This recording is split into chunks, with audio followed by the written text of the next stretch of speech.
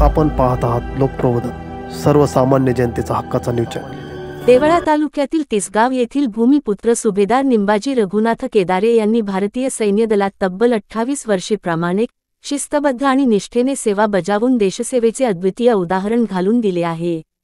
त्यांच्या या गौरवशाली कारकिर्दीचा यथोचित गौरव करण्यासाठी गावात सेवानिवृत्ती सत्कार समारंभाचे आयोजन करण्यात आले होते। आजपर्यंत नाशिक जिल्ह्यामध्ये कोणी सुविधा बनला नाही।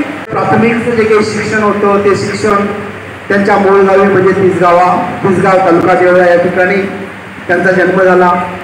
बालपणीच इयत्ता पहिली तर पाचवीचं जे काही शिक्षण होतं ते शिक्षण त्यांनी जिल्हा परिषदेच्या शाळेमध्ये घेतलं।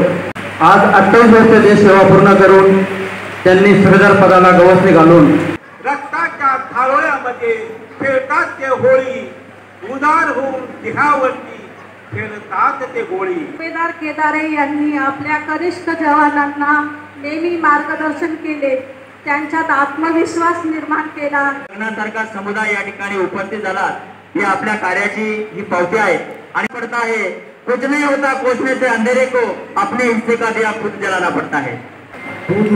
आपण कष्ट कर पण तुम्हाला शाळेत घ्या। भाऊ परिस्थिती वाईट आहे, काय करायचं तरी त्याचं बाईने त्याला शिकवलं। निंबा भाऊ एवढा क्या नव्हता, मी सांगायचो भाऊ पुस्तक वाच, काय वाच, भरतो मी अनेक लोकांना मुलांना घेऊन गेलो। त्याच्यातील काही